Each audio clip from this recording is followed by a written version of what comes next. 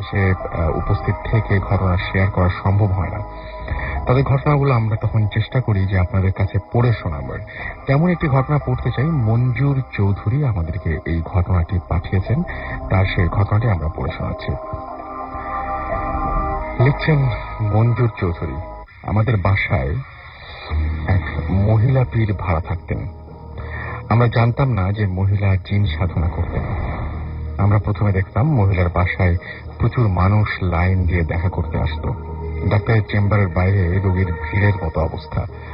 আমরা প্রথমে ভেবেছিলাম মহিলা বোধহয় কবিরাজি বা হোমিওপ্যাথি জাতীয় কিছু করে থাকেন হয়তো। পরে আমরা জানতে পারি মহিলা একজন পীর, তিনি জিন সাধনা করে মানুষের সমস্যার সমাধান করে থাকেন। আমরা 3 ভাই বোন এতে দারুণ রোমাঞ্চিত হই। আমাদের বাসার নিচের তলায় জিন এসে মানুষের সমস্যা সমাধান করে দিয়ে গেছে। দারুণ। মহিলা বলতেন আমাদের বাসায় ভাড়া নেয়ার কথা নাকি তাকে তার জিনেরাই বলেছিল। জিন সমাজে আমাদের বাসার চর্চা হয় ভেবেই আমাদের শিশু রক্ত নেচে উঠত। মহিলার মতো জিন সাধনা করে যেতে লাগলেন। আমরা মাস শেষের সময় মতো ভাড়া পেতে লাগলাম। বাবা তাকে নাম দিয়েছিলেন পিরানি। মহিলা পীর বলেই পিরানি নাম, এবং পরে দেখা গেল সে পিরানি নামেই পরিচিত হলো। আমরাও তাকে ডাকতাম পিরানি খেলা। সবই ভালো মতো চলছিল, শুধু এক সময় উপলব্ধি করলাম পিরানির বাড়িতে অতিথির সংখ্যা বড় বেশি। পিরানির নিজের 3 ছেলে, তার স্বামী, তার দেবর এক বাড়িতে থাকার কথা। আমরা দেখলাম এছাড়াও ওদের সাথে যুক্ত হলো তাদের ভাগ্নে ভাগ্নী পরিবার। তার বোনের পক্ষ থেকে 3 বোনঝি এবং 2 বোনপো। এত মানুষের থাকা খাওয়া গোসল বাবদ আমাদের প্রচুর পানি খরচ হতে লাগলো। আগে 1 ট্যাঙ্কি পানিতে আমাদের 3 ফ্ল্যাটের সব মানুষের দৈনিক চাহিদা পূরণ হয়ে যেত। ওরা আসার পর দৈনিক 3 বার ট্যাঙ্কি ভরার পরও পানির টান পড়ত। বাবা অনেক নোটিশ পাঠানোর পরও তারা অতিথি সেবা চালিয়ে যেতে লাগলেন। শেষমেশ আমরা বাধ্য হলাম তাদের বিদায় হবার নোটিশ দিতে। পিরানি চলে যাবার পরে নতুন ভাড়াটে আসলো বাসায়। স্বামী, স্ত্রী এবং ছোট 2 মেয়ের ফুটফুটে সংসার। আমরাও খুশি। বাড়ির খরচ কমে গেছে অনেক। যেতেই চলে যাচ্ছে যায় 3 ফ্ল্যাটের সবাই। মহিলার স্বামী অনেক রাত পর্যন্ত কাজ করে বাসায় ফেরেন। এই সময়টুকু মহিলা তার 2 শিশুকন্যা সহ বাসায় থাকেন। এক রাতে মহিলা 2 মেয়ে সহ টিভি দেখছিলেন। এমন সময় তার স্বামী দরজায় টোকা দিয়ে বললেন, ফাতেমার মা, দরজা খোলো। তিনি অবাক হলেন। তার স্বামী তো এত তাড়াতাড়ি ফেরার কথা না। একই সাথে তিনি অনেক খুশিও হলেন। তিনি দরজা খুলে বাইরে কাউকে না দেখে বেশ অবাকও হলেন। তিনি আরেকটু এগিয়ে গিয়ে আশেপাশে চোখ বুলিয়ে কাউকেই দেখতে পেলেন না। অথচ তিনি তো স্পষ্টই শুনেছিলেন তার স্বামীর ডাক। তিনি এইবার নিজেই তার স্বামীকে ডাকলেন, কিন্তু কেউ কোনো জবাব দিল না। এইবার তিনি ভয় পেলেন। ছুটে এসে দরজা লাগিয়ে 2 মেয়েকে জড়িয়ে ধরলেন, এবং ঠিক তখনই আবারও দরজায় টোকা এবং একই কণ্ঠস্বর, ফাতেমার মা, দরজা খোলো। এখন তিনি আগের মতো দরজা খুললেন না, কিন্তু এবার জানালাতেও টোকা পড়তে শুরু করলো। সে সাথে একই ডাক, একই কণ্ঠস্বর। একই সময় দরজা এবং জানালা থেকে একই স্বর আসছে। ছাদেও ধূপধাপ আওয়াজ হচ্ছে, যেন একদল লোক একসাথে ছাদে ঝাঁপিয়ে দাপিয়ে বেড়াচ্ছে। ফাতেমার মা জোরে জোরে সূরা পড়তে শুরু করলেন। মেয়েরা ভয়ে কাঁদতে লাগলো।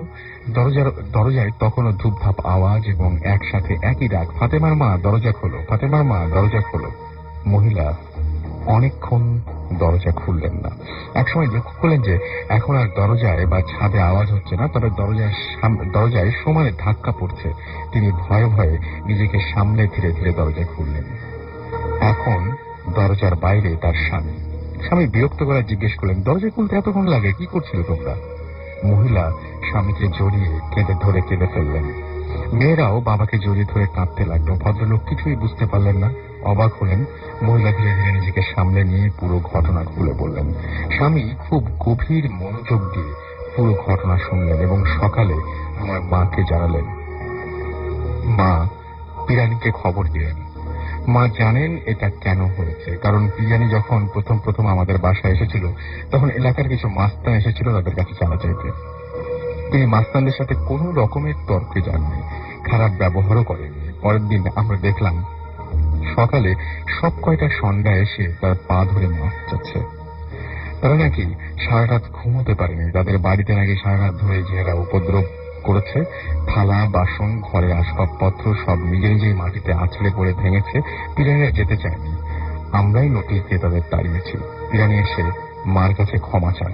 তিনি বলেন তিনি জানতেন না যে জিনেরা এসে এই কাজটা করেছে, এটা ওরা নিজে থেকেই করেছে। তবে ওরা কারো ক্ষতি করত না, শুধু ভয় দেখানোতেই তারা নিজেদের সীমাবদ্ধ রাখত। পিরানি জড়িত আরো কিছু ঘটনা আছে আমার কাছে, এবং সেটা তিনি পরে শোনাতে চেয়েছেন। যাই হোক, এই ঘটনাটা আমার কাছে বেশ ভালোই লেগেছে এবং আশা করছি যে আপনাদের অনেক ভালো লাগলো। সো কেমন লাগলো সেটা জানি আমাকে SMS করুন। আর SMS করার নিয়ম তো জানেন, মোবাইলের মেসেজ অপশনে গিয়ে টাইপ করে ফেলুন SHOUT শাউট, স্পেস আপনার নাম, স্পেস আপনার মেসেজ, পাঠিয়ে দিন 9840 নাম্বারে। আমাকে রবিন SMS করেছেন। এছাড়া আমাকে SMS করেছেন সঞ্চয়, একা অন্ধকার ঘরে তিনি ভূত FM শুনছেন।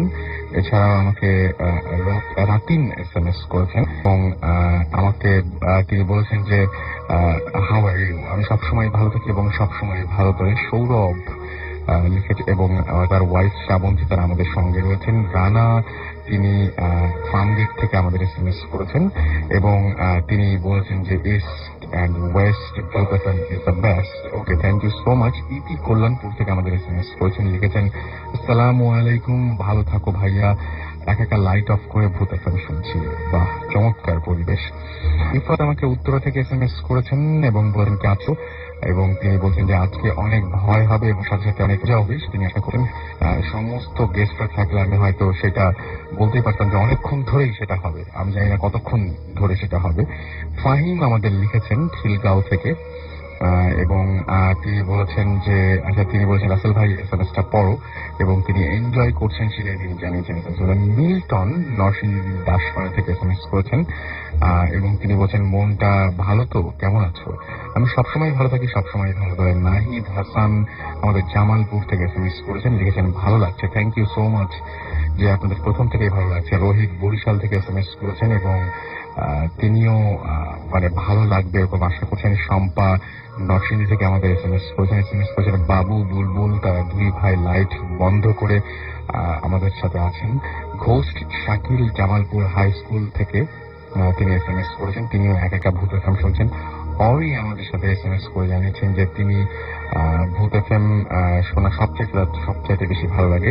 এছাড়াও আমাদেরকে SMS করেছেন অলৌকিক মাহমুদ, ভূত FM কে যিনি ধরেছেন সেটা তিনি বলেছেন। সবুজ ঘোষ ময়মনসিং থেকে আমাদের SMS করেছেন। আমাদের SMS করেছেন রিদওয়ান ফ্রম আলমবাগ এবং তিনি বলছেন যে তিনি ভূত FM অনেক বেশি পছন্দ করেন। এনিওয়েজ, যারা ভূত FM পছন্দ করেন এবং যারা এখনো পর্যন্ত আমাদের সঙ্গে আছেন তাদের সবাইকে অসংখ্য ধন্যবাদ এবং আশা করছি যে সবসময় আমাদের সঙ্গেই থাকবেন। আরো একবার বলি যে ইমেল অ্যাড্রেসটি জানিতে চাই, কারণ ইমেল অ্যাড্রেস জানানোটা খুবই জরুরি মনে করছি আমি, এবং আমি চাচ্ছি যে আরো বেশি বেশি আপনাদের ইমেল পাই এবং সেই সাথে আপনারা আরো বেশি স্টুডিওতে এসে আমাদের সাথে ঘটনা শেয়ার করুন। ইমেল অ্যাড্রেসটা হচ্ছে bhutfm@radio40.fm। আমরা চলে যাব ঘটনায় এবং আমাদের সঙ্গে আজকে গেস্ট উপস্থিত রয়েছেন, তাদের কাছ থেকে আমরা ঘটনা শুনবো। আমি চলে যাচ্ছি আমাদের প্রথম গেস্টের কাছে এবং আপনার নামটা একটু বলবেন প্লিজ। আমার নাম ফুয়াদ। ওকে ফুয়াদ, আপনি কোথা থেকে এসেছেন? রামপুরা থেকে এসেছেন। আপনার যে ঘটনাগুলো শোনাবেন সেই ঘটনাগুলো তো এইখানে ঘটেনি, মানে বাংলাদেশে ঘটেনি, দেশের বাইরে ঘটেছে। কোথায় ঘটেছিল ঘটনাগুলো? ইংল্যান্ডের জায়গাটার নাম বলবেন? ইস্ট হ্যাম। ওকে ফাইন, তাহলে আমরা প্রথম কোন ঘটনা শুনছি? তখন আমি যেটা ড্রাইভিং এ ছিলাম আর কি। আচ্ছা ওকে ফাইন, শুনি তাহলে। আমি তখন আপনার করতাম, ট্যাক্সি ক্যাব চালাতাম। আচ্ছা, তো দেখা গেল যে স্টাডির ফাঁকে ফাঁকে আপনার ট্যাক্সি ক্যাব রাত্রেবেলা করি, নাইট শিফটে। মনে হলেই ভয় লাগে। ওকে, সত্যি বলতে গেলে যে মনে হলেই ভয় লাগে। ব্যাপারটা ছিল এরকম যে রাত্রেবেলা 2টার সময় কাস্টমার নিয়েছে। এটা অনেক আগে থেকে জানি আমি যে ইংল্যান্ডটা অনেকটা ভূতের নগরী, তারপরেও কি করবো, করতে হয়। এখন কাস্টমার আছে গাড়িতে, মোটামুটি অনেকক্ষণ, প্রায় 2 ঘন্টা তাকে নিয়ে বিভিন্ন জায়গায় গিয়েছে, এই জায়গায় গিয়েছে, ওই জায়গায় গিয়েছে। At the end of time শেষে এসে সে এক জায়গায় নেমেছে, স্বাভাবিক, আমাদের স্বাভাবিক। তো উনি আমাকে ওনার গ্যাস দিয়েছে 60 পাউন্ডের মতন মোটামুটি বিল এসছে। উনি আমাকে 100 পাউন্ড দিয়ে উনি আমাকে বললো যে কি বলে গেট দ্য চেঞ্জ। আচ্ছা। তা আমি চিন্তা করলাম যে বাহ 40 পাউন্ড টিপস দিয়েছে। তা আমি চেক করতে নিয়েছি, টাকাটা চেক করতে নিয়ে দেখি যে আশেপাশে কেউ নেই। ভাবলাম যে চলে গিয়েছে। উনি আমার ডান সাইডে ছিল, আমি চোখটা বাম সাইডে দিলাম। বাম সাইডে দিতে দেখি যে এটা একটা গ্রাভিয়ার, খ্রিস্টান কবরস্থান যেটাকে বলে আর কি। আচ্ছা। জাস্ট কবরস্থানের সামনে আমার গাড়িটা রাখা। আমি ফার্স্টে খেয়াল করিনি, যখন দেখলাম তখন দেখি যে আশেপাশে কেউ নেই, ইভেন একটা ঘরও নেই, আচ্ছা। একটা বাসাও নেই। জাস্ট আমি কবরস্থানের সামনে। এই যে এখনো ভয় লাগতেছে অনেস্টলি স্পিকিং, যে এটা মনে যখনই হয় তখনই মনে হয় যে সামথিং রং, নিজের চোখে দেখা। এটা এটা অবিশ্বাস্য এবং এটা ভোলার মতো না। আচ্ছা, তাহলে আমরা আরেকটু বড় একটা ঘটনায় যাই। বড় সেকেন্ড যে ঘটনাটা, সেই ঘটনাটা শুনে ফেললাম। সেটা আমার বাসায় ঘটে আর কি। আচ্ছা। আমরা স্টুডেন্ট ছিলাম তখন, আমি যখন পড়ালেখা করতাম। আচ্ছা। তো আপনার আমার বাসায় আমরা, আপনাকে একটা কথা বলে রাখি, বাংলাদেশে দেখা যায় যে প্রত্যেকটা বাসায় কাজের লোক থাকে। দেশের বাইরে কিন্তু কাজের লোক থাকে না, নিজের রান্না নিজে করতে হয়। আমরা 7 জন ছিলাম। আমাদের ডেইলি স্ক্যাজুয়াল ছিল এরকম যে আজকে আমি রান্না করব, কালকে আমার ফ্রেন্ড, এরকম ভাবে 7 জনের আমাদের রান্না ছিল। তা আমরা রাতের বেলা রান্না করতাম। আচ্ছা। এভরি নাইট আমরা রান্না করতাম, এমন ভাবে রান্না করতাম যে সকালবেলা উঠে যেন একটু মানে ব্রেকফাস্টে অল্প কিছু খেয়ে চলে যাওয়া যায় আর কি। সকালবেলা কেউ রান্না করতে চায় না, এবং সকালে তো হতো অন্য একটা সময়, মানে খুবই উদ্ভট একটা সময় সকাল হয় ওখানে, তাই না? জি, লাইক 3টার সময় সকাল আর্লি মর্নিং। সন্ধ্যা হয় এরকম রাত 10টার সময়, যখন আপনার সামার টাইম। আচ্ছা। এখন সকালে আমরা কেউ রান্না করবো না, যার জন্য রাতের বেলা আমরা 7 জনের খাবার 9 জনের খাবার হিসাব করে রান্না করি। কাছে চলে আসছে। এখন দেখা যায় কি, প্রতিদিন সকালবেলা ঘুম থেকে ওঠার পরে দেখি যে আমাদের কিচেনে একটু খাবার কিছুই নেই, ইভেন টোটালি আপনার পরিষ্কার। আচ্ছা। মনে হচ্ছে যে কেউ খেয়েছে, খেয়ে পরিষ্কার করে ধুয়ে মাঝে তারপর চলে গিয়েছে, এরকম একটা অবস্থা আর কি। ওকে। একদিন গেল, 2 দিন গেল, আর প্রতিদিন এরকম ভালো লাগে না। তো তারপর আমি চিন্তা করলাম যে খুঁজে বের করবো আসল কাহিনী কি। আচ্ছা। যে বাকি 2 জনের খাবার যে কোনো একজন মানুষই খায়, সে নিশ্চয়ই মানে খুবই পেটুক টাইপের অথবা সামথিং। এবং নিজেদের মধ্যে কেউ হয়তো নিশ্চয়ই এটা করে, না হলে তো বাইরের কোনো মানুষের তো করার কোনো কথা নাই।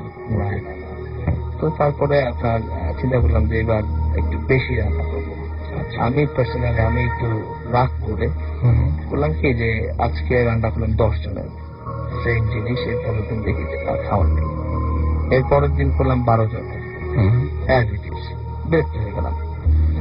তো আমার বাকি যে 2 বন্ধু, তারা আমরা একই সাথে দেশে ছিলাম, দেশে থেকে পরিচয়। আমরা চিন্তা করলাম যে আজকে কিচেনে বসবো, ব্যাপারটা কি দেখবো, কে এই কাজটা করে দেখবো। সে নিশ্চয়ই খাবার ফেলে দেয় আর আমাদের সাথে ফাজলামো করে। আচ্ছা। কিচেনে বসে আছি, আর আমি তো আগে বলেছি, আপনিও আমাদের লিসেনারকে বলবেন যে 3টার সময় আমাদের এখানে মানে সকাল হয়ে যেত। তো আমার মানে সময়টা এখনো স্পষ্ট মনে আছে যে 3:45টার দিকে। আর সারাদিন ক্লাস করেছি, কাজ করেছি, একটু টায়ার্ড লাগছে, মোটামুটি আবার আর্লি মর্নিং হয়ে গেছে, এখন ঘুমো চোখে। তো চোখটা খালি একটু লেগেছে, এক পলক, জাস্ট এক পলক লেগেছে। আমি শুনলাম একটা শব্দ, যে টুং করে একটা শব্দ হলো, তার সব পুরা গায়েব। সামনে যা ছিল, মানে কিচেনে যা ছিল সব গায়েব। বাট একটা জিনিস সামনে কি হয়েছে না, চোখের সামনে হয়নি, চোখটা জাস্ট এক পলক লেগেছে, আমি শব্দ শুনেছি। আচ্ছা। একটা জিনিস বলে রাখি যে ফ্রিজে যা ছিল সব কিন্তু অ্যাজ ইট ইজ, ফ্রিজের কোনো কিছু নেই, যা রান্না হয়েছিল সব নেই। আচ্ছা। আমার 2 ফ্রেন্ডকে জিজ্ঞেস করলাম ব্যাপারটা কি হলো, দেখো তো কি হলো, কি হলো। তারা বলছে যে বুঝলাম না, আমাদের তো ঘুম লেগে আসছে, ব্যাপারটা কি হলো। তো এখন কি আর করবো, এটা মানে যেটা আপনার এই ভূত এফএমে সবাই বলে যে paranormal অলৌকিক কোনো একটা ব্যাপার। সামথিং কিছু একটা। তো এইটাকে মানে ব্যাপারটাকে ইগনোর করা যায় না চোখের সামনে। ওয়েট করলাম, সকাল হলো, আমরা ওই ইয়াতে গেলাম, ইস্ট লন্ডন মসজিদ আছে একটা অনেক বড় মসজিদ, হুজুরের কাছে গেলাম। হুজুর বললো যে দেখো তোমরা আসছো টেম্পোরারি স্টুডেন্ট ভিসা, তোমরা পড়াশোনা করবো, তোমরা তো আর লন্ডনই না, ব্রিটিশ না, তাদের দেশে চলে যাবো, এগুলি নিয়ে ঘাটাঘাটি করবো না। অনেকে ঘাটাঘাটি করতে গিয়ে অনেকের অনেক প্রবলেম হয়েছে, সো ইগনোর করো। তো চিন্তা করলাম আচ্ছা ঠিক আছে, ইগনোর করলাম।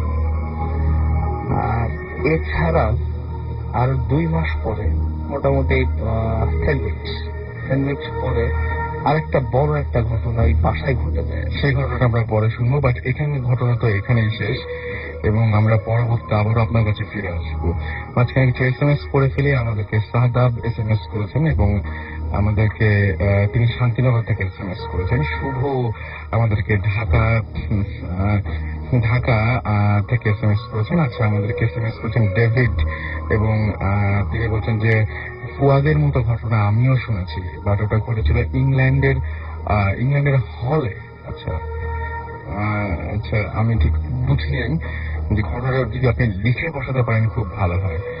আচ্ছা, ডিজে রনি আমাদের SMS করেছেন, এবং তিনি আমাদেরকে SMS করেছেন। আমাদেরকে সোহেল এবং মঞ্জুরুল SMS করেছেন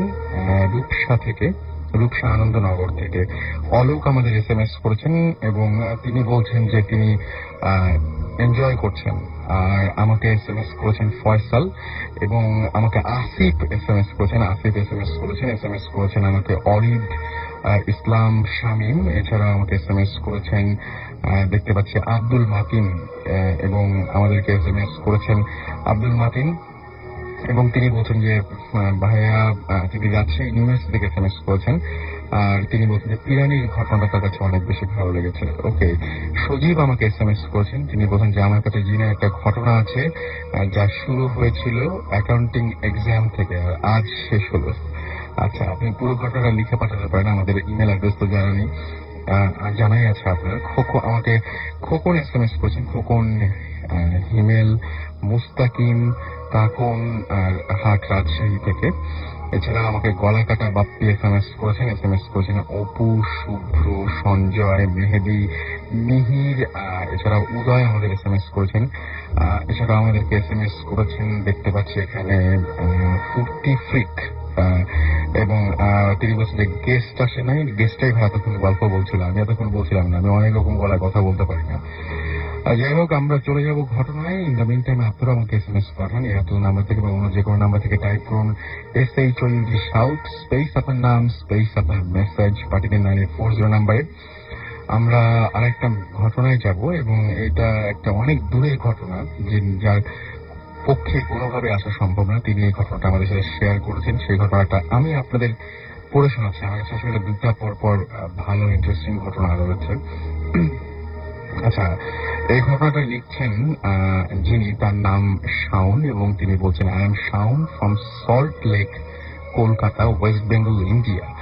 এবং তিনি বলছেন যে I am big fan of ভূত এফএম। এখানে ভূত এফএম আসে না, সো নেট থেকে ডাউনলোড করে শুনি, বিশেষ করে রাতে শোয়ার সময়।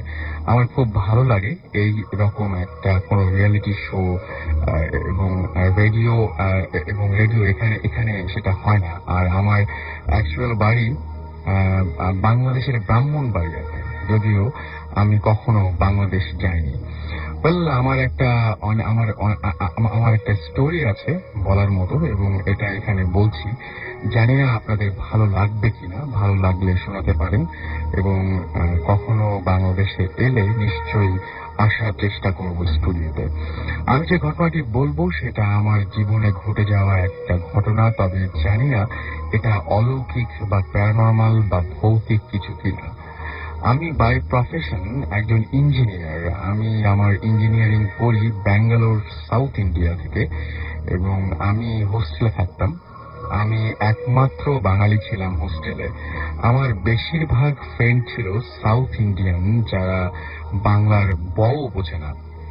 একবার ইচ্ছে হলো আমরা প্ল্যান চেট করবো, and one of my friend, his name was Suraj Suraj D Prasad, এবং তিনি বলছেন যে তিনি সমস্ত রুলস জানতেন এবং সব কিভাবে প্যান্টেড করা হয় এটা তিনি জানতেন।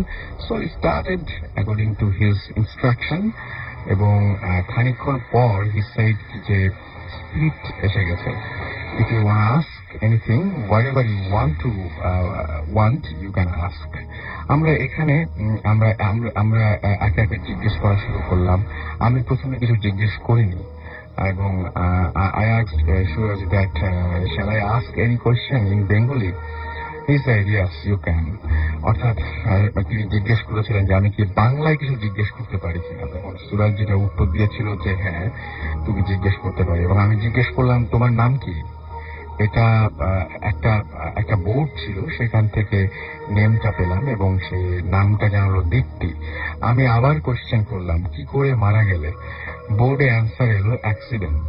আমি দেন ইচ্ছে করে ওকে আমার বোনের মোবাইল নাম্বার জিজ্ঞেস করলাম, অ্যান্ড সব থেকে অবাক হয়েছিলাম এখানেই। আমার বোনের নাম্বার আমার মনে থাকতো, আমি কখনো মোবাইলে সেভ করিনি। আমার কোনো ফ্রেন্ডও আমার এই বোনের ব্যাপারে জানতো না, বিকজ সে আমার দূরের রিলেটিভ ছিল। বাট আমি যে নাম্বারটা বোর্ডে পেয়েছিলাম দ্যাট ওয়াজ হার নাম্বার। এবং সেদিন আমি সত্যি খুব ভয় পাই। আমি কখনো ভূত বা প্যারানর্মাল কোনো কিছু চোখের সামনে দেখিনি, এবং অনেকের কাছে অনেক গল্প শুনেছি, বাট আমার লাইফে এই অভিজ্ঞতাটা আমি নিজে ফেস করেছি। তাই ভাবলাম আপনাদের সাথে শেয়ার করি। সবাই ভালো থাকবেন। আমি বাংলাদেশকে খুব ভালোবাসি। শাওন তার ঠিকানা দিয়েছেন সল্ট লেক, কলকাতা, আর তিনি হচ্ছেন একটা কোম্পানিতে ইঞ্জিনিয়ার হিসেবে রয়েছেন। And that's all. বাট আমার কাছে খুব আশ্চর্য লাগবে যাদের হচ্ছে প্যারানর্মাল ব্যাপার স্যাপার নিয়ে অনেক বেশি আগ্রহ রয়েছে এবং যারা এই সমস্ত ব্যাপার নিয়ে ঘাটাঘাটি করেন। অনেক সময় কিন্তু এটা হয়ে যেতে পারে, আপনি কিন্তু সাকসেসফুল হয়ে যেতে পারেন। তখন যদি সেই ধাক্কাটা না সামলাতে পারেন, তাহলে অবশ্যই এই ধরনের কোনো কিছুতে মানে উৎসাহ থাকলেও আপনার ঝাঁপিয়ে পড়ার কোনো কারণ নেই। আচ্ছা, আশা আমাকে SMS করেছেন ফ্রম রংপুর। তিনি বলছেন প্লিজ ভাইয়া আমার SMS পড়ো। আমি SMS-টা পড়ে ফেললাম। ঋতু আমাকে SMS করেছেন, তিনি বলছেন খুব ভালো লাগছে, মজা পাচ্ছি। আলমগীর বানুল সিং থেকে SMS করেছেন। এছাড়া আমাদের SMS করেছেন পলাশ মোহনগঞ্জ চিটাগং থেকে। এটা লাস্ট SMS, কারণ তিনি আজ পর্যন্ত ভূত FM-এ 10টা SMS সেন্ড করেছেন, এবং আচ্ছা, এবং এখনো পর্যন্ত তার SMS পড়া হয়নি। রাইট, অনেকে আমি দেখেছি অনেকে একদিনে 10টা করে ফেলেন, বাট মানে আমি বলছি না যে এটা আপনাকে করতে হবে, তারপরেও যে করেন এটা আমি অবাক হই। যে সবাই যদি আমাকে বলতে আমার লাস্ট SMS আর SMS করবো না, তাহলে সবচেয়ে বেশি বিপদে পড়তাম আমি, যে কারো কারো খবরই জানতে পারতাম না। এছাড়া আমাকে দেখতে পাচ্ছি যে স্মরণ SMS করেছেন, এবং তিনি বলছেন যে এখনো পর্যন্ত তারা জমে নাই শো, সেটা তিনি জানিয়েছেন। আমাকে নিশি SMS করেছেন, নিশি সুইটি তারা SMS করেছেন, এবং তিনি বলছেন যে ভালো লাগছে ভাইয়া। আর আমাকে আশরাফুল SMS করেছেন, তিনি হচ্ছে কেমিস্ট্রিতে পড়েন, লতিফল থেকে SMS করেছেন। মাসুদ এন্ড রুনু আমাদের SMS করেছেন। আমাদেরকে জিহান খিলগাঁও থেকে SMS করেছেন। ইঞ্জিনিয়ার জিকু পল্লবী থেকে আমাদের SMS করেছেন। তিনি এবং তার ছোট ভাই জিশান একসাথে শুনছেন আমাদেরকে। যাই হোক, আমরা পরবর্তী ঘটনায় যাব, এবং আমাদের সঙ্গে রয়েছেন আমাদের পরবর্তী গেস্ট। তার কাছে ঘটনা শুনবো। আপনার নামটা একটু বলবেন প্লিজ। হ্যালো লিসেনার, আমি টিটু কামেল ফ্রম রাজধানী বিবেক করতেছি। ওকে, আপনার যে ঘটনাগুলো, সেই ঘটনাগুলো কোথায় ঘটেছে? এটা ঘটেছে ভাইয়া এয়ারপোর্ট রোডে, ওকে, MES বাস স্ট্যান্ডের সামনে। আচ্ছা, এয়ারপোর্ট রোডে তো আমরা অনেক ফেমাস বিভিন্ন ঘটনা ঘটার জন্য। তো আপনার সাথে কি ঘটেছিল সেটা আগে শুনি। আচ্ছা, ঠিক আছে। এটা হচ্ছে 2007 অক্টোবর মাস। তো আমার একটা নাচের প্রোগ্রাম থাকে কোনো একটা জায়গায়, নামটা নাম বলি। তো আপনি একজন কোরিওগ্রাফার, রাইট? আমি একটা ডান্স কোরিওগ্রাফার, তো ডান্স পারফর্মও করি। তো সেদিন ডান্স পারফর্ম করতে করতে অনেক রাত হয়ে গেছিল। তো আমাকে গাড়িতে করে নিয়ে আসার জন্য ছিল, মানে কোনো একটা অনুষ্ঠান শেষে আপনাকে গাড়িতে করে বাড়ি পৌঁছে দেওয়া হচ্ছিল। তো আমি আসতেছিলাম তো আমি যেহেতু বাসার ফ্রন্ট গেট পাশে গিয়েছিলাম না, তো আমি আর ড্রাইভার ছিলাম। তো গাড়িতে করে আসার সময় তো আমার ঘুম আসে যায়। তো একটু চলে যাওয়ার পরে তো গাড়িটা স্লো হয়ে যায়। তো ড্রাইভার আমাকে একটু জায়গায় বলতেছে যে ভাইয়া দেখেন সামনে এটা কি। তো আমি এমনি গ্লাস করি, চশমা পরি, দূরে জিনিস ঝাপসা দেখি। তো এমনি ঘুম ঘুম চোখ দিয়ে দূরে জিনিস দেখতেছি যে 10 থেকে 12 বছর বয়সী একটা মেয়ে, সে রাস্তার এই পাশে থেকে ওর পাশে দৌড়াচ্ছে, দৌড়াচ্ছে। তো আমি তো দেখে অবাক হয়ে যাই এবং ড্রাইভারকে বলি যে মেয়েটা কি মাথা খারাপ নাকি, ও রাস্তায় এরকম দৌড়াচ্ছে, এটা কি পসিবল নাকি? তো এখন আমি দুজন মিলে দেখতেছি কিন্তু কিছু বলার ভাষা পাচ্ছি না যে কি বলবো আসলে। তো দেন কিছুক্ষণ পরে দেখলাম যে মেয়েটা ডিভাইডার ক্রস করে রাস্তার ওই পাশে চলে যাচ্ছে, আবার একই গতিতে ফিরে আসতেছে। আচ্ছা, তখন আমি মানে ভয়ে একটু ভয় পাই যে সাধারণ মানুষের পক্ষে কি সম্ভব ওই ডিভাইডারটা ক্রস করা, এত ফ্লুয়েন্টলি অবশ্যই সম্ভব না। দেন আমরা খুব ভয় পেয়ে যাই এবং মেয়েটার দৌড়াদৌড়ি দেখে খুব ভয় পেয়ে যাই আমরা। তো দেন আমি ড্রাইভারকে বলি যে ভাইয়া আপনি যা সুরা পারেন আপনি বলেন, আর আমি যে প্রার্থনা পারি আমি বলি। এখন ওই সময়টায় আসলে ভাই আমার কোনো প্রার্থনা মনে আসতেছিল না যে আমি কি বলবো। স্বাভাবিক।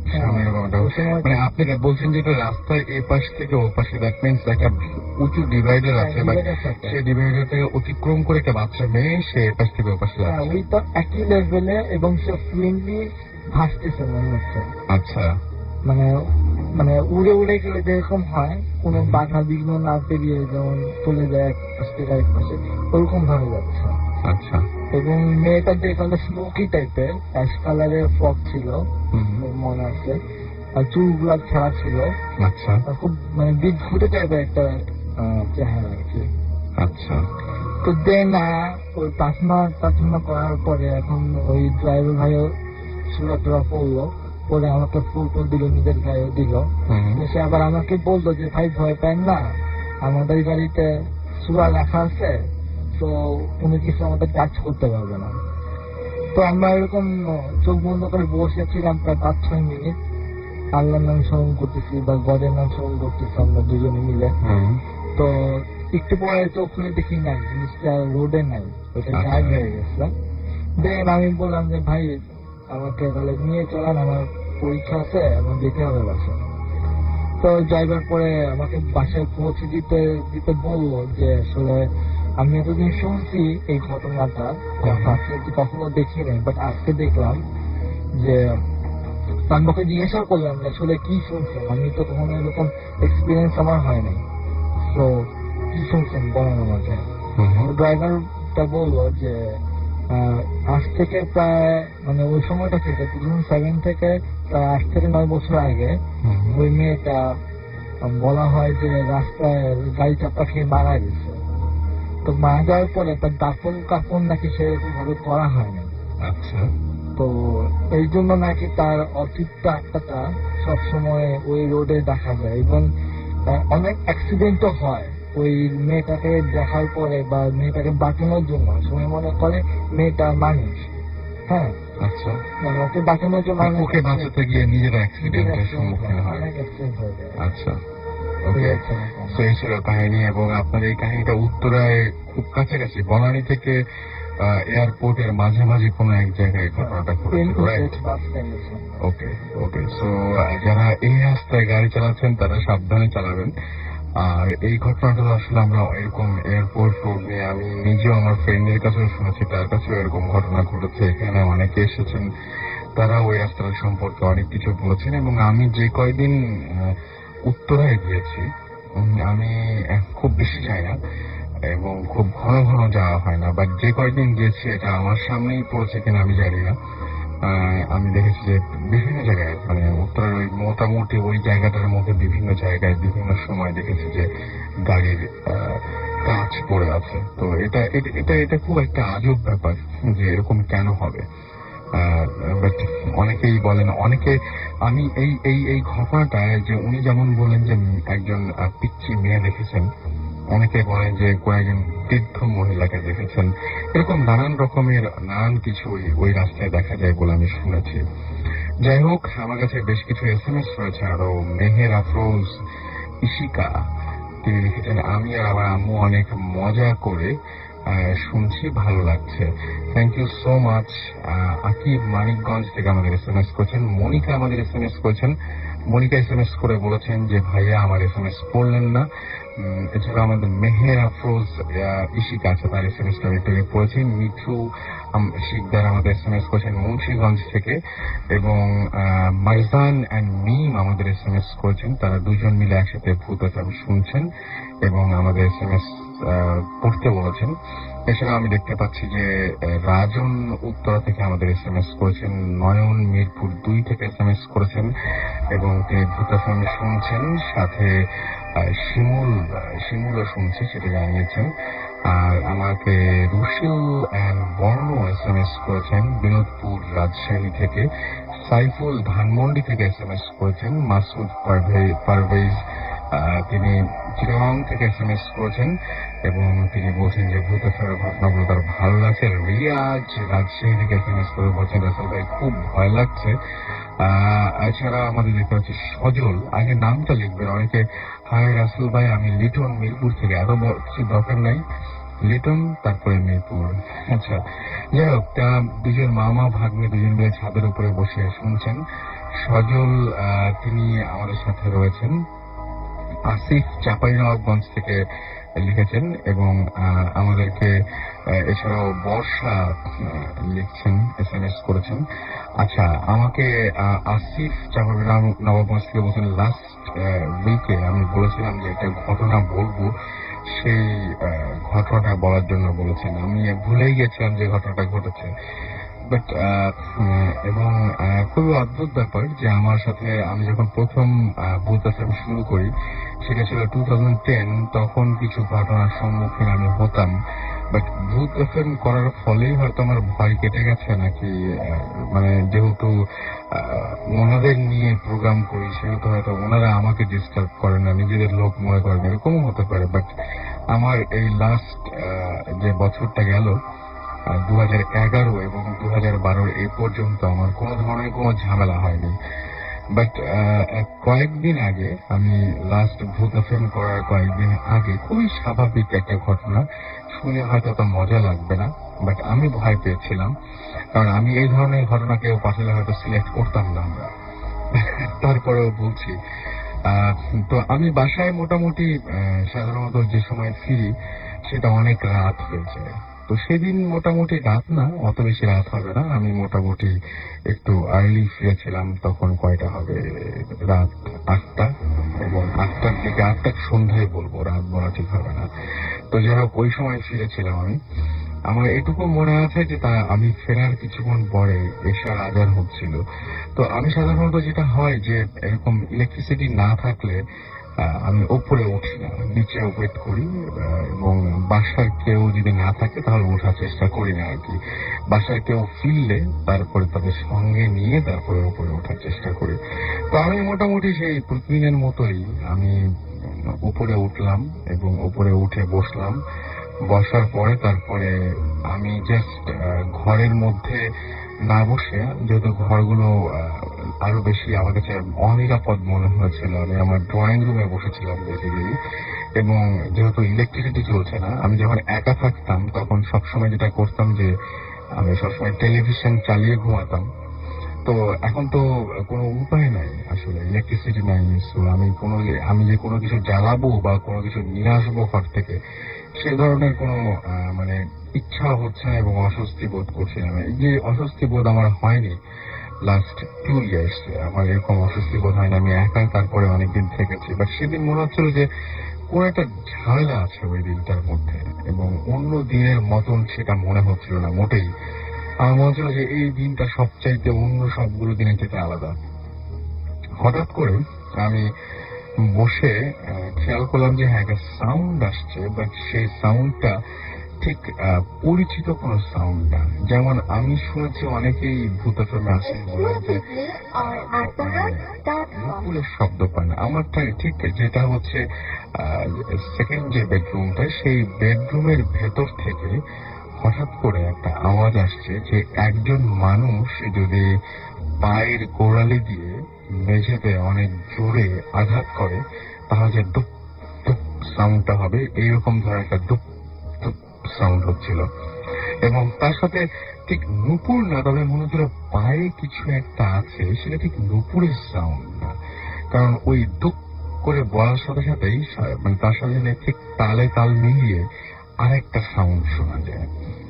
তো আমি দেখলাম যে এটা এরকম হতে পারে, ভুল হতে পারে যে হয়তো ওপরের ফ্ল্যাট থেকে আসছে, বা এরকম হতে পারে যে নিচের ফ্ল্যাট থেকে আসছে। তো সেরকম কোনো ঘটনা হতে পারে হয়তো। তো আমি খুব খেয়াল করলাম, তো দেখলাম যে না, বাইরের নিচের থেকে আসছে কিনা আমি অনেকক্ষণ ধরে নিশ্চিত হওয়ার চেষ্টা করলাম। এবং এরকম অনেক সময় হয়েছে যে নিচে কোনো একটা কিছু হচ্ছে, সেটা সাউন্ড উপরে চলে আসছে, কিন্তু আমি এতখানি নিশ্চয়ই মানে অবুঝ না যে আমি এটা বুঝতে পারবো না এই সাউন্ডটা কোত্থেকে আসছে। আমি অনেকক্ষণ ধরে নিজেকে বুঝিয়েছি এবং চিন্তা করলাম যে না, আমি একদম পুরোপুরি যেটা শুনছি সেটা ঠিক এই ধরনের কিছু না, এটা নিচ থেকে আসছে। আমি খুব ভালো করে খেয়াল করে দেখলাম যে নিচের না, আলহামদুলিল্লাহ পাশের ফ্ল্যাট থেকে আসছে। দেখলাম যে না, পাশের ফ্ল্যাট থেকে আসারও কোনো সম্ভাবনা নেই, সেরকম ধরনের সাউন্ড ওখানে হচ্ছে না। এবং সাউন্ডটা খুব আজব, মনে হচ্ছে কেউ গোড়ালি দিয়ে ধুপ ধুপ করে অনবরত। জাস্ট আমার মনে হচ্ছে কেউ আমার ঘরে, ওই ঘরটাতে কম্পিউটার আছে, আমার যেটা মনে হচ্ছে যে কম্পিউটারের যে চেয়ারটা আছে, কম্পিউটার টেবিলের সাথে যে চেয়ারটা আছে, সেই চেয়ারটাতে কেউ বসে আছে, দুলছে এবং একটু পর পর দুপ দুপ সাউন্ড করছে মেঝেতে। আমি তো খুবই মানে বিরক্ত হলাম যে কি ব্যাপার, আমি ভয় পাচ্ছি। তারপরে ওপর থেকে সাউন্ড আসছে কিনা এটা নিশ্চিত হওয়ার চেষ্টা করলাম। তো ওপর বা নিচ থেকে আসলে না সাউন্ড মধ্যে চেঞ্জ আসে। একটা মানুষ খুব সহজেই বুঝতে পারে যে সাউন্ডটা খুব কাছ থেকে আসছে নাকি অনেক দূর থেকে আসছে, কিন্তু আমি ওইটা একেবারে পুরোপুরি আইডেন্টিফাই করতে পারছিলাম যে না, আমার পাশের রুম থেকে আসছে। এটা এটা বুঝতে আমার কোনো সমস্যা হচ্ছে না যে খুব কাছে, জাস্ট একটা দেয়াল এপাশে। সো আমি অনেকক্ষণ ধরে ওয়েট করলাম যে সাউন্ডটা কমে কিনা। একটু পরে এসা আজান শুরু হলো। আমি একদম হাফ ছেড়ে বাঁচলাম যে যাক, আজানের সময় এরকম সমস্যা হবে না। আমি পুরো মানে একদম ধরেই নিলাম যে এখন সমস্ত সমস্যা শেষ হয়ে গেছে, সো এখন আর কোনো ধরনের কোনো প্রবলেম হবে না। বাট সেই আজানের সময়ও ঠিক একইভাবে সাউন্ডটা আগের মতো করেই কন্টিনিউ করলো এবং আমি সেই দুপ দুপ আওয়াজটা পেলাম। এটা এটা এটা আমি কখনো এর আগে এই ধরনের কোনো কিছু এক্সপিরিয়েন্স করিনি, যে কোনো মানুষ বা কোনো কিছু খুব কিন্তু ভারী না, একদম একজন মানুষ গোড়ালি দিয়ে মেঝেতে আঘাত করলে যেরকম সাউন্ড হবে তার চাইতে বেশিও না, তার চাইতে কমও না। এবং আমি তখন আর কি করবো, আজানেও যখন মানে আজান চলছে বা তারপরে যখন সাউন্ড পাচ্ছি, তখন তো ভয়ের মানে কারণ ঘটতেই পারে। আমি যেটা করলাম, তারপরে পাশে যে ম্যাচ ছিল, মোমবাতি জ্বালানো, সেই ম্যাচটা নিয়ে আমি ম্যাচটা জ্বালালাম যে দেখি এইবার নিশ্চয়ই কাজ হয়ে যাবে। যারা আসেন গেস্ট তারা তো বলেন যে আগুন জ্বালালে কাজ হয়ে যায়। একদম ভুয়া কথা, সবসময় হয় না, বোধ হয় মাঝে মাঝে হয়। আমার কাছে আমার সেদিন কোনো কাজ হয়নি, ওইরকম ধরনের কোনো কাজ হয়নি। আমি তখন যেটা করলাম, একটা জিনিসে কাজ হয়েছিল। আমার পাশে আমার ল্যাপটপের ব্যাগটা ছিল, সেখান থেকে ল্যাপটপটা বের করে আমি সেখানে খুঁজে বের করলাম যে কোন মানে মুভি আছে কিনা। অবশ্যই মুভিটা হইতে হবে এরকম যে মানে খুব গান বাজনাওয়ালা হলে আরো বেশি ভালো হয়। আমি জাস্ট চাচ্ছিলাম যে কনসেন্ট্রেট করতে, একটা জায়গায় কনসেন্ট্রেট করতে, এবং অনেক সাউন্ড হোক এরকম কিছু। স্পিকার লাগিয়ে দিলাম ল্যাপটপের সাথে, স্পিকার লাগিয়ে দিয়ে তারপর ল্যাপটপটা চোখের সাথে ধরে রাখলাম। মাঝে মাঝে ওই সাউন্ডটা শুনছিলাম, সাউন্ডটা ইগনোর করতে শুরু করলাম, এবং এক সময় ধীরে ধীরে ধীরে ধীরে আমি মুভি দিকে কনসেন্ট্রেট করতে পারলাম। এর মধ্যে ইলেকট্রিসিটি এসে গেছে। তো এই ছিল ঘটনাটা হয়তো খুব না বেশি, মানে ভয় না, বাট আমি সেদিন প্রচন্ড ভয় পেয়েছিলাম। তো আহ, আমি জানি না যে কেমন লাগলো, আপনারা নিশ্চয়ই SMS করে জানাবেন। এনিওয়েজ, আমি আসলে বলতে চাচ্ছিলাম না এই জন্য যে আসলে কতটা ভালো লাগবে আমি একেবারে শিওর ছিলাম না। মাসুমের কিন্তু কোনো একটা ঘটনা আছে, তো মাসুম কি এখন বলবে সেই ঘটনাটা নাকি পরে, আচ্ছা পরে বলতে চাচ্ছে সে। তো আমরা অনেকক্ষণ ধরেই কথা বলছি, অনেকক্ষণ ধরে অনেক ঘটনা শুনছি। আমরা ছোট্ট একটা ব্রেক নিয়ে আসি এবং ব্রেকের পরে আবারও ফিরে আসছি স্টেটিং রেডিও ফুটকি। আর SMS পাঠানোর নিয়মটি আরেকবার যাওয়ার আগে বলে যাই, আপনার এয়ারটেল নাম্বার থেকে বা অন্য যে কোনো নাম্বার থেকে টাইপ করুন SHOUT শাউট স্পেস আপনার নাম স্পেস আপনার মেসেজ, পাঠিয়ে দিন 9840 নাম্বারে। ফিরে আসছে একটু পরে, কোথাও যাবেন না। আর আমার কথাটা যাদের ভালো লাগে নাই তাদেরকে একটা কথা বলি যে নিজের ঘরের মধ্যে হঠাৎ করে ঘুম থেকে উঠে যে দেখেন যে চেয়ারে কেউ বসে আছে,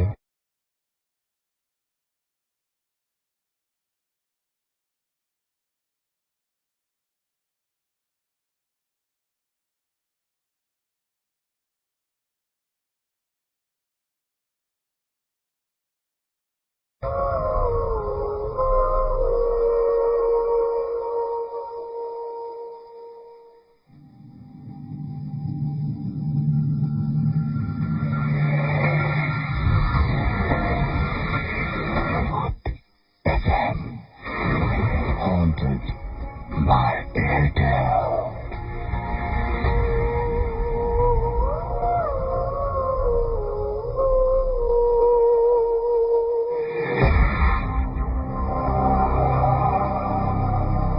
কোনো সন্দেহ নেই যে শুনছেন সবসময় রেডিও ফুর্তি আর চলছে ভূত এখন হন্টেড বাই এয়ারটেল। আমাকে SMS পাঠাতে হবে আপনার এয়ারটেল নাম্বার থেকে বা অন্য যে কোনো নাম্বার থেকে। আমাকে টাইপ করুন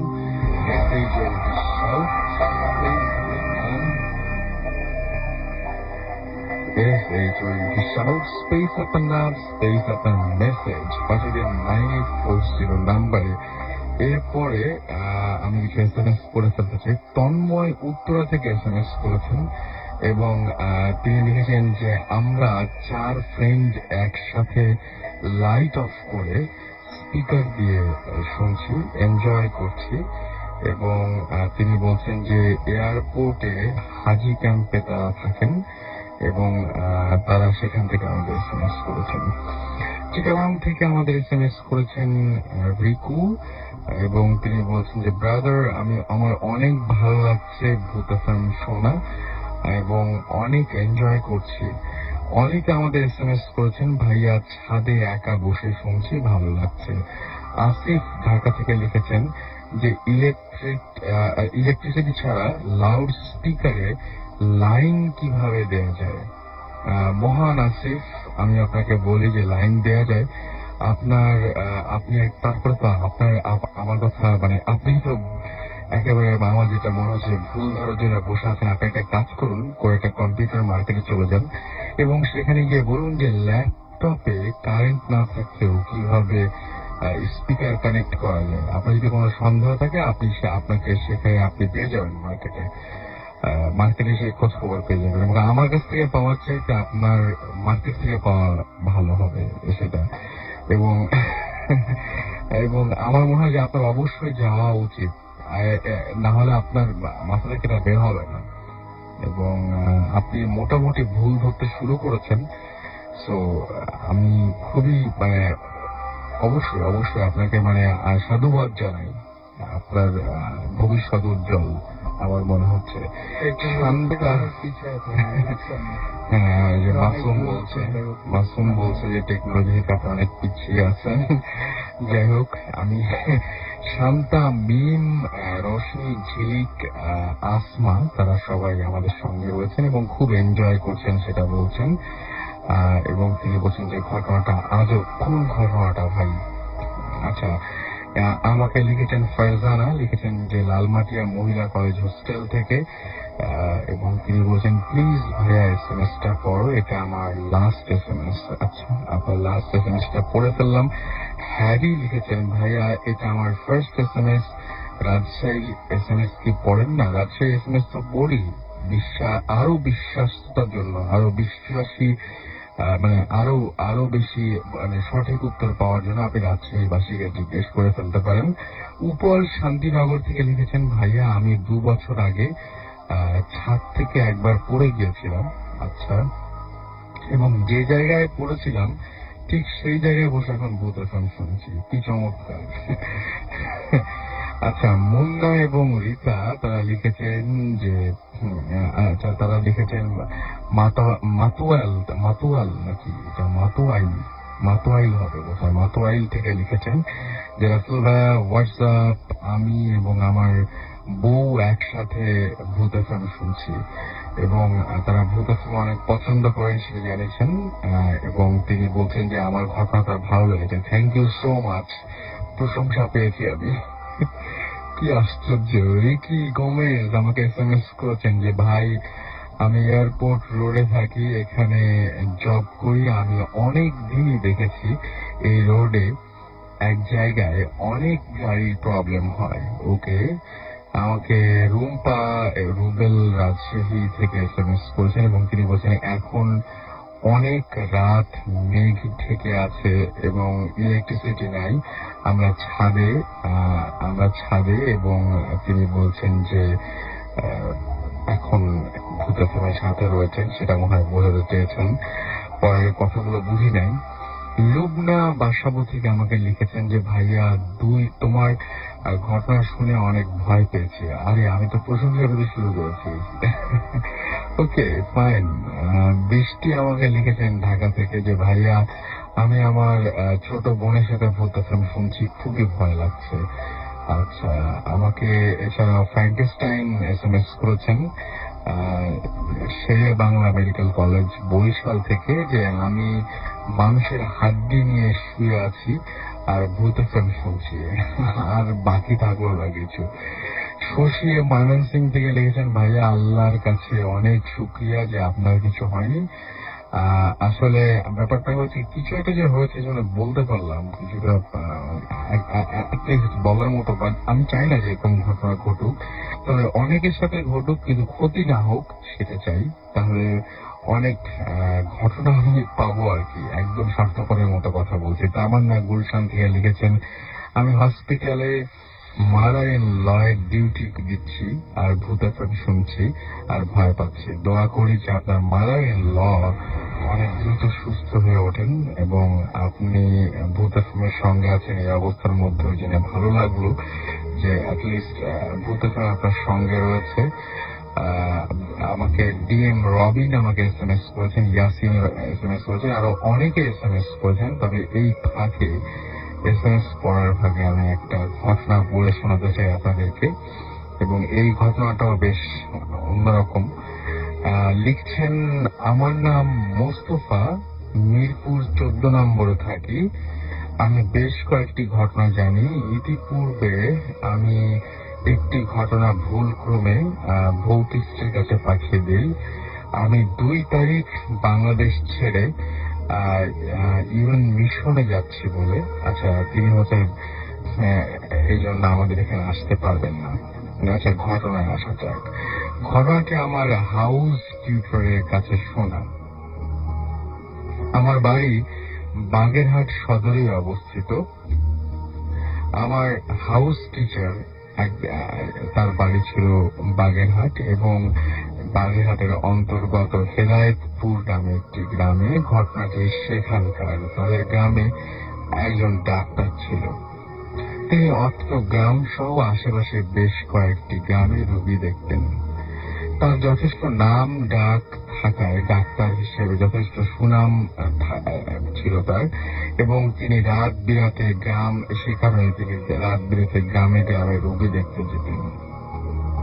ডাক্তারের একজন বৃদ্ধ মা ছিল। একদিন খুবই বৃষ্টি, বিদ্যুৎ চমকাচ্ছিল। রাত তখন 11টা কি 11:30 হবে। ডাক্তারের দরজায় কি যেন করা নাড়িয়ে ডাক্তারকে ডাকছে। ডাক্তার দরজা খুলে দেখলো অপরিচিত একজন লোক, তার শরীর ভেজা। ডাক্তারকে জিজ্ঞাসা করলো কি ব্যাপার, আপনি কে?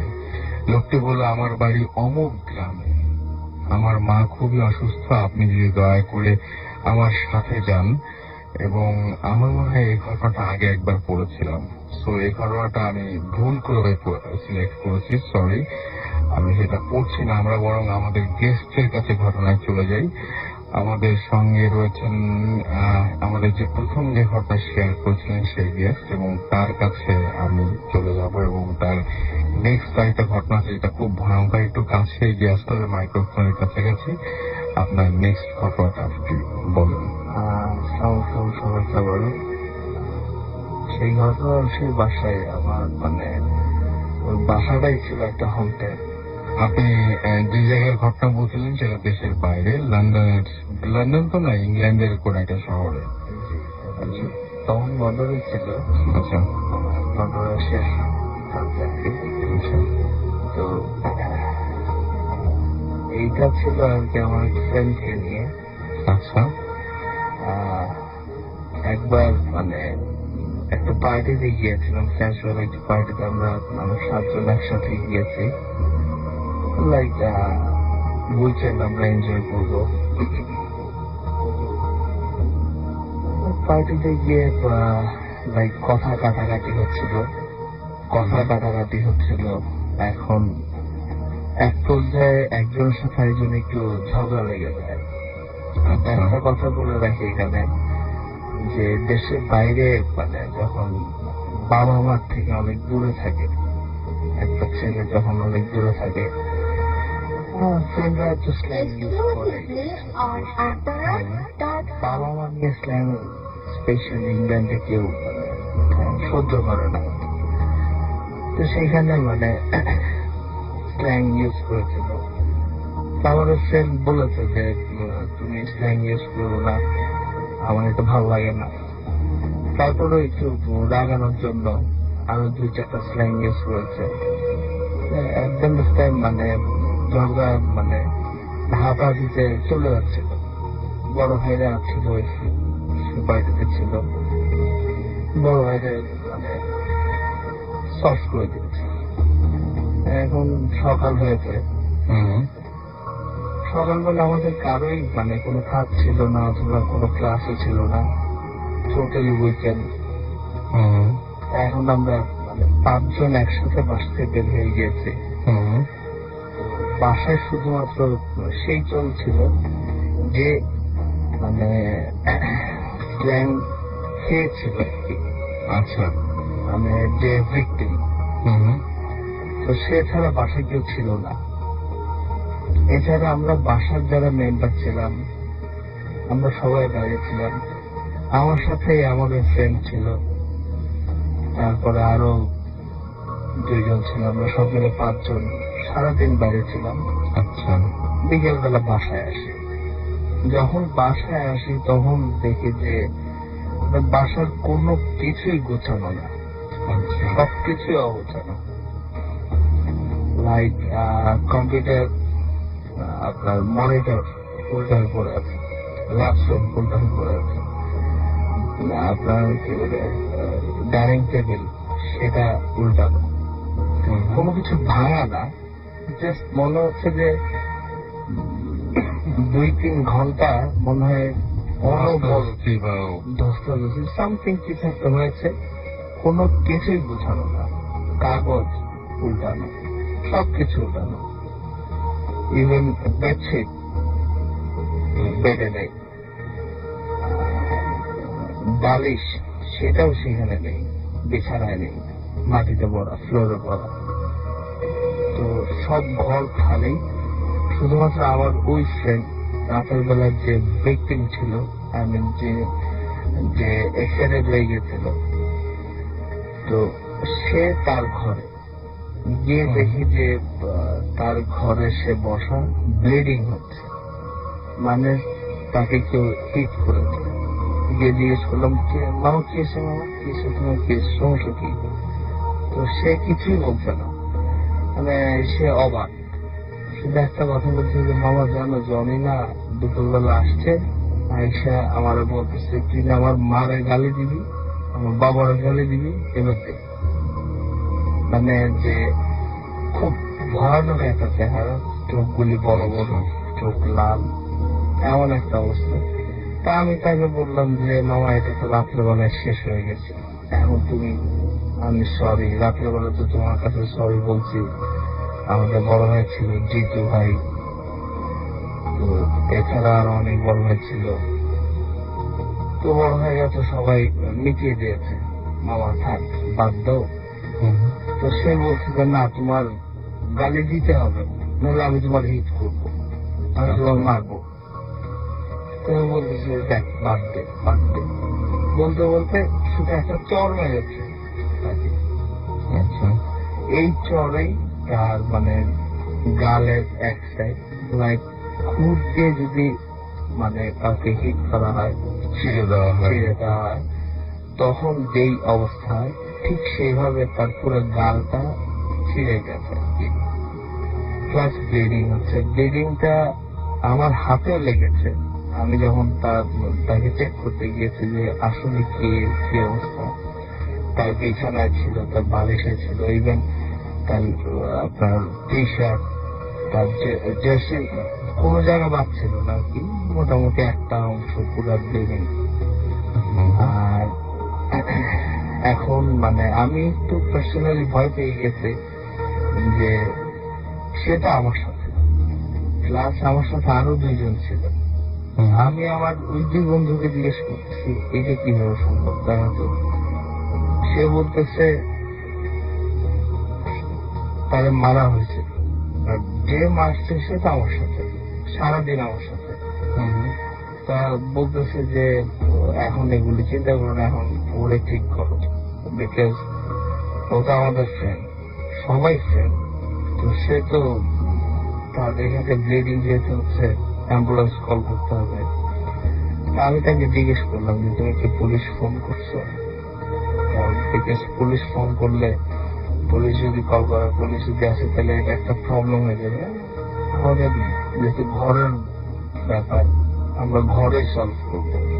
তো সেই বলছে আমি পুলিশ কি কল করবো, অ্যাম্বুলেন্স কি কল করবো, তুমি দেখো ঘরের কি অবস্থা। সে যখন আসছে, যাওয়ার সময় সেই ঘর একদম নোংরা করে দিয়ে গেছে। আমি তো পুরো অবাক হয়ে বসে আছি যে বাসায় কেউ আসবে তারপরে ইয়া করবো। তো সে বলছে, এই কথা বলার পরে তা আমি চিন্তা করলাম যে অ্যাম্বুলেন্স কল করি। আমি অ্যাম্বুলেন্স কল করলাম। ইংল্যান্ডে আবার একটা প্লাস পয়েন্ট যে within 2 minutes, not more than 2 minutes, আপনার অ্যাম্বুলেন্স, পুলিশ আর ফায়ার ব্রিগেড, আপনি ট্রিপল লাইনে যখন আপনি কল করবেন 2 মিনিটের মাঝেই সব চলে আসবে। তো অ্যাম্বুলেন্স যখন মানে আবাসিক এরিয়ার গলির মধ্যে ঢুকছে, তো আমি শুনতে পাচ্ছি যে অ্যাম্বুলেন্স এসেছে। আমি বলছি তুমি বসো, অ্যাম্বুলেন্স আসছে, কিছু কটন নাও, তুমি একটু ব্লিডিং হচ্ছে, এগুলি একটু ক্লিন করো। তো আমাদের আরেক ফ্রেন্ড স্যামস বাইরে ছিল। স্যামসকে আমি বললাম যে তুমি একটু ভিতরে যাও, সে রুমে একা। আমি জাস্ট রাসেল ভাই বিলিভ মি, আমি জাস্ট রুম থেকে বের হয়েছি, আর in the meantime Sam's রুমে ঢুকেছে। ঢুকে স্যামস তার মানে চিৎকার করে উঠছে, পথ কই তুমি আসো। আমি বললাম কি হবে, কি এসে, আমি তো অ্যাম্বুলেন্সে বলে আইসে না। ঘরের মধ্যে ঢুকলাম, এই যে মানে এটাও চিন্তা করলে আমার ভয় লাগে। ঘরের মধ্যে ঢুকলাম, ঢোকার পরে দেখি যে আমার যে ফ্রেন্ড মানে যার ব্লিডিং হচ্ছিল সে অজ্ঞান হয়ে আছে, তার ঘর পরিষ্কার। জাস্ট আমি 4 সেকেন্ড বিফোর আমি দেখেছিলাম যে ঘরে নোংরা অগোছালো, দেখি যে ঘর ক্লিন, সে মানে অজ্ঞান। ইভেন একটু আগে আপনাকে বলেছিলাম মনে হয় যে আমার হাতে ব্লাড লেগেছিল, আমি আমার হাতের দিকে তাকিয়ে দেখি আমার হাতে কোনো ব্লাড নেই, ওর মুখে কোনো ব্লাড নেই, কোথাও কোনো ব্লাড নেই। ইভেন ওই যে যে ছিঁড়াটা ছিল সেই ছিঁড়াটা নেই। এই মানে এই জিনিসটা আমার নিজের চোখে, আপনার নিজের চোখে একদম। ইভেন আমার হাতে ইয়া করা, আমি পুরা। পরে অ্যাম্বুলেন্স যখন আসলো, অ্যাম্বুলেন্সের সাথে একটা ইমার্জেন্সি ডাক্তার আসে। ডক্টর বলছে লোক কোথায়, কার জন্য আসছি, সে কোথায়। তো বলছি যে এরকম এরকম something like health insurance. ফার্স্টে বলেছিলাম যে like paranormal something like that. তো বলছি যে প্যারানর্মাল হেলথ ইন্স্যুরেন্স কোথায়, তোমার রোগী কোথায়। তো এখন তাকে যে জবাব দেওয়ার মতন কিছু নেই আমার কাছে, বিকজ আমরা সবাই অবাক। আমরা 4 জন বাসায়, আর সে সহ একজন, সে তো অজ্ঞান হয়ে গেছে। আমরা 4 জন তো পুরো অবাক।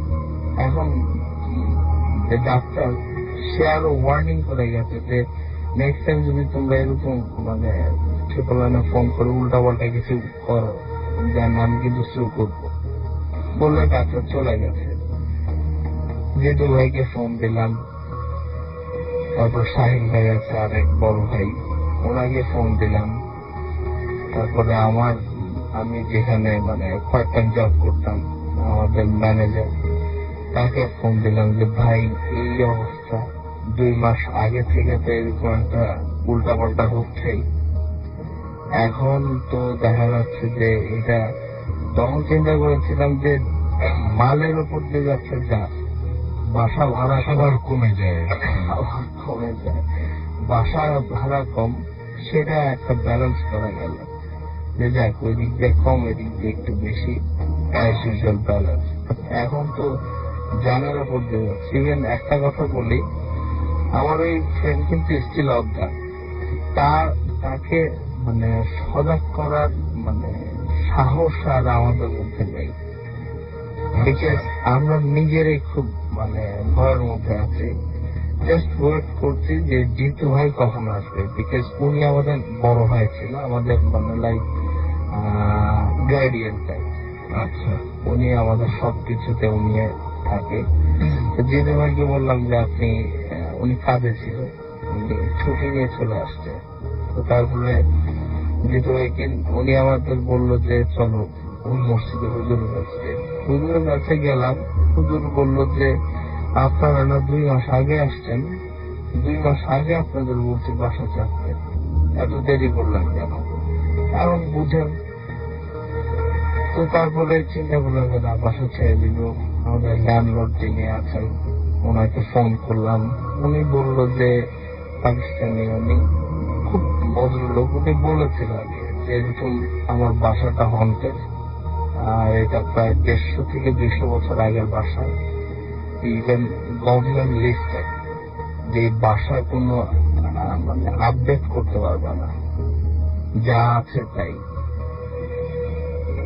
কাউন্সিল বলে, গভর্নমেন্টের যে কাউন্সিল থেকে সেটা লিস্টেড ছিল যে বাসা আপডেট করা যাবে না।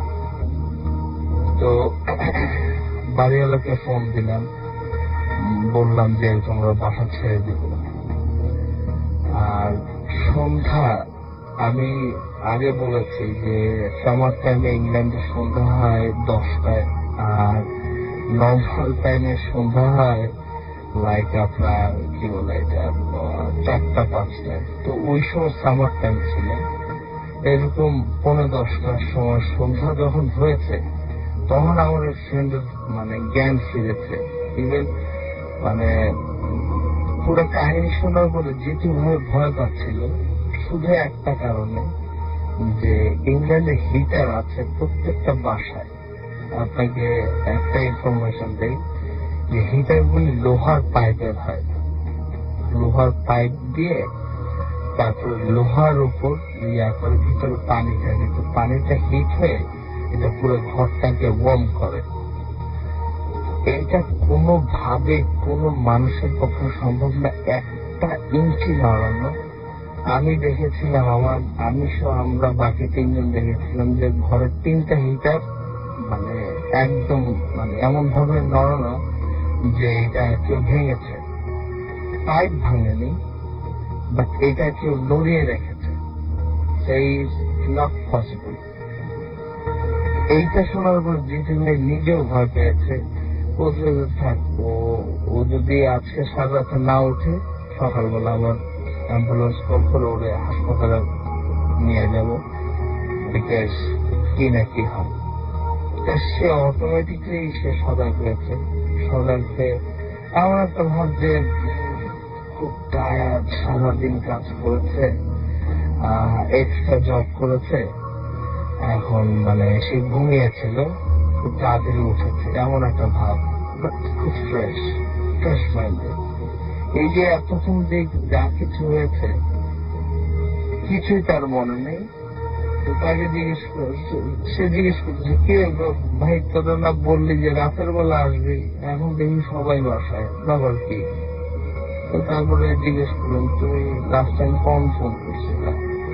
তাহলে আমি তো দুপুরবেলা সবাই ফোন করছি, আমি আজকে বাসায়, তোমরা সবাই বাসায় থাকবা কিনা, রান্না করবো কিনা। তো তার জিজ্ঞেস করলাম যে ব্যাপারটা কি হয়েছে, তুমি ফোন করার পরে কি হয়েছে? ও পরে কি হয়েছে, আমি দুপুরবেলা ঘুমাইছি, ঘুম থেকে এই স্বাভাবিকভাবে উঠলাম। মানে তার কোনো ধারণা নেই তার মানে কি ঘটনা ঘটেছিল সে সম্পর্কে আর কোনো কিছু তার ইয়ে নাই। ওকে, বুঝতে পেরেছি। এই ছিল আপনার ঘটনা, রাইট? এবং আপনি একটা কথা বলছিলেন যে আপনি অন্য কারো ঘটনা বিশ্বাস করেন না, বাট আপনার সাথে এরকম ঘটনা ঘটে গেছে এবং এখনো পর্যন্ত মনে হয় আপনার অন্যের ঘটনা বিশ্বাস করতে কষ্ট হয়, সেটা বলছিলেন আপনি। আসলে রাসেল ভাই, আমার জবটাই হলো অবিশ্বাসের জব। আমি বাইং হাউসে জব করি। তো আমরা মানে যদি কাউকে বিশ্বাস করি তাহলে ঠকতে হবে। তো মানে অনেস্টলি বাট ভালো লাগে ভূতা ফ্রেন্ড। ইভেন রাসেল ভাই, আমি আপনার কাছে 2 মিনিট সময় নিব।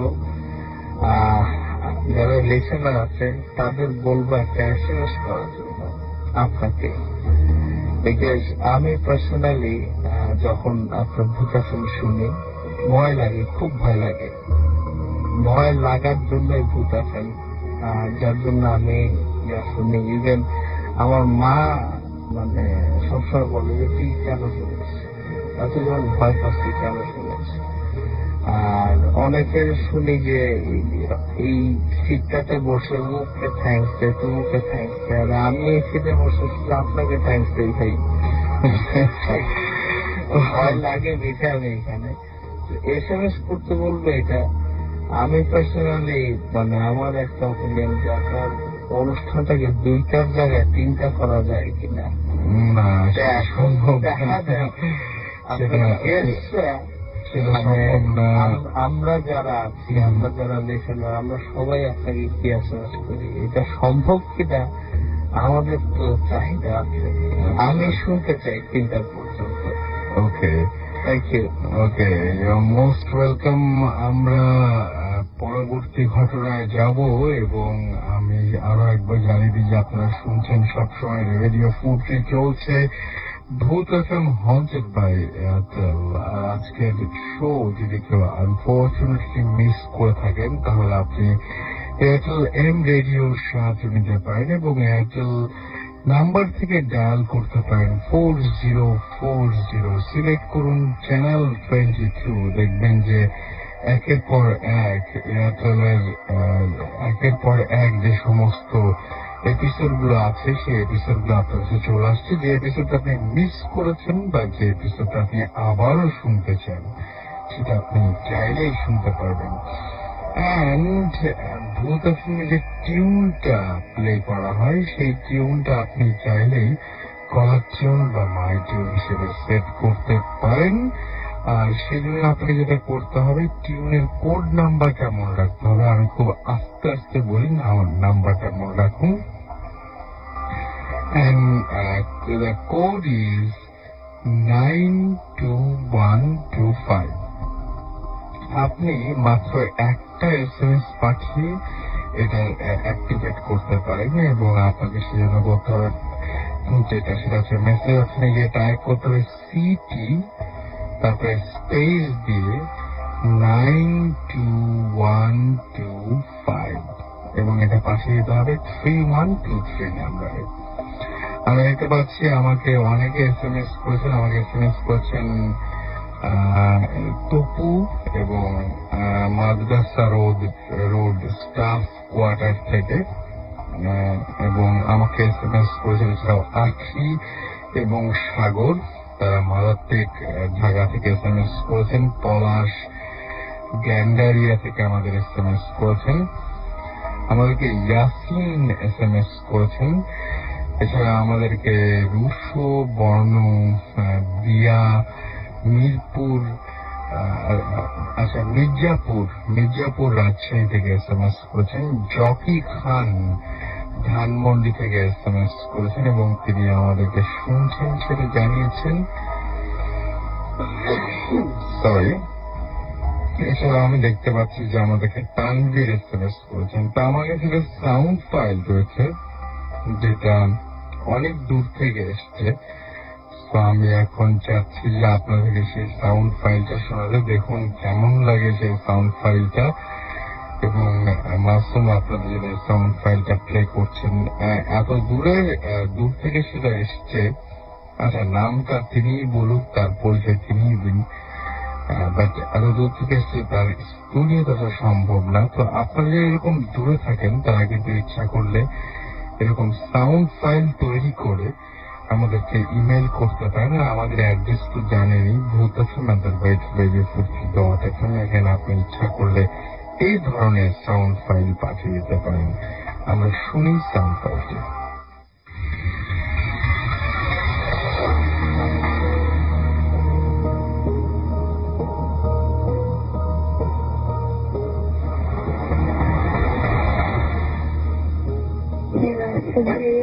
আমি এরশাদ বলছি ইউএসএ থেকে। আমি নেভাদাতে থাকি। আমি